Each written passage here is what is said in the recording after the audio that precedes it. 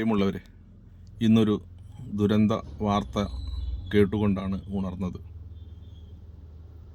കോഴിക്കോട് നിന്നും മൈസൂരിലേക്ക് വിനോദയാത്രയ്ക്ക് പോയ ഒരു കുടുംബത്തിലെ 15 വയസ്സുള്ള 2 കുട്ടികൾ ഒഴുക്കിൽപ്പെട്ട് മരണപ്പെട്ടു. വെക്കേഷനാണ്.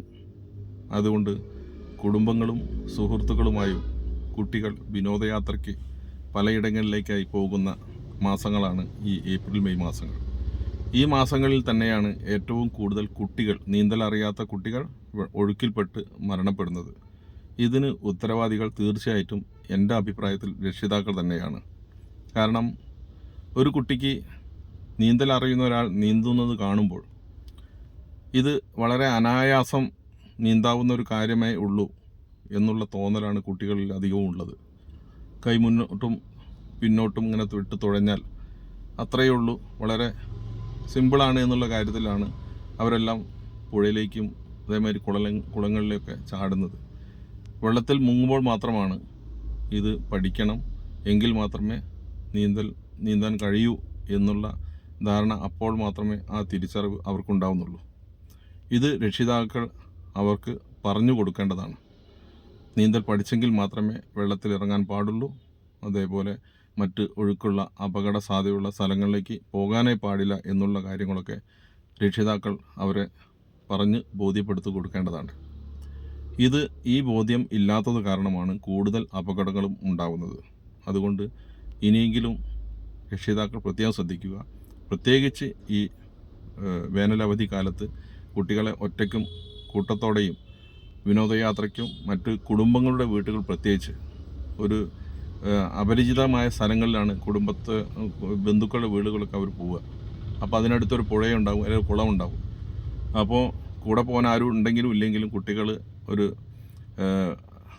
താല്പര്യം കാരണം ആ പുഴയിലേക്ക് പോവുകയും കണ്ടു കഴിഞ്ഞാൽ പുഴയിൽ നിന്ന് ഇറങ്ങണം തോന്നുകയും ഇറങ്ങിക്കഴിഞ്ഞാൽ പിന്നെ ഒഴുക്കിൽപ്പെടുകയും നീന്തലറിയാതെ ഈ ലോകത്തോട് തന്നെ വിട പറയുകയും ആ കുടുംബത്തിന് ആ കുട്ടികളെ നഷ്ടപ്പെടുകയും ചെയ്യും. ഭാവിയിൽ രക്ഷിതാക്കളെ സംരക്ഷിക്കേണ്ട കുട്ടികളെ നഷ്ടപ്പെടുന്ന വേദന നഷ്ടപ്പെട്ട രക്ഷിതാക്കൾക്ക് മാത്രമേ അറിയൂ. അതുകൊണ്ട് ഇനി ഒരിക്കലും ഒരു കുട്ടി പോലും ഇങ്ങനെ നീന്തൽ അറിയാത്തത് കാരണം പുഴയിലോ കുളങ്ങളിലോ മറ്റ് അപകട സാധ്യതയുള്ള ഒഴുക്കുള്ള സ്ഥലങ്ങളിലോ ജീവൻ പൊലിയരുത് എന്നുള്ളത് കൊണ്ടാണ് ഈ വീഡിയോ ഞാൻ അയക്കുന്നത്. അതുകൊണ്ട് ഒരു നിർദ്ദേശം കൂടിയുണ്ട്. ഇത് നമ്മുടെ നാട്ടിലൊക്കെ പല കുളങ്ങളിലൊക്കെ ഇതേമാതിരി കുട്ടികൾ കൂട്ടമായി വന്ന് നീന്താറുണ്ട്. അവിടെയൊക്കെ ലൈഫ് ഗാർഡിനെ രക്ഷിതാക്കളെല്ലാം സംഘടിച്ച് ഒരു ലൈഫ് ഗാർഡിനെ വെക്കുകയാണെങ്കിൽ, നമ്മുടെ നാട്ടിൽ നീന്തൽ നന്നായി അറിയുന്ന ഒരുപാട് ആളുകളുണ്ട്.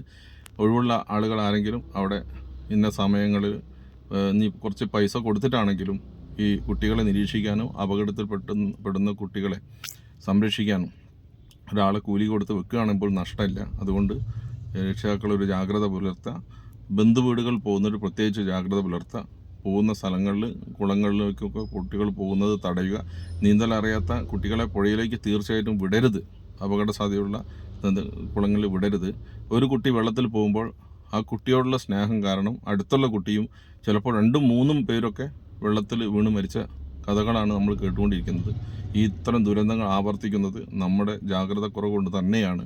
അതുകൊണ്ട് തീർച്ചയായിട്ടും ഇനി മുതലെങ്കിലും ഈ കുട്ടികളെ ഈ നിഷ്കളങ്കരായ കുട്ടികളെ ഈ വെള്ളത്തിൽ ഒഴുക്കിൽപ്പെട്ട് നഷ്ടപ്പെടുന്നത് ഒഴിവാക്കാൻ ജാഗ്രത പുലർത്തണമെന്ന് അഭ്യർത്ഥിക്കാൻ വേണ്ടിയാണ് ഈ വീഡിയോ ഇടുന്നത്. Thank you.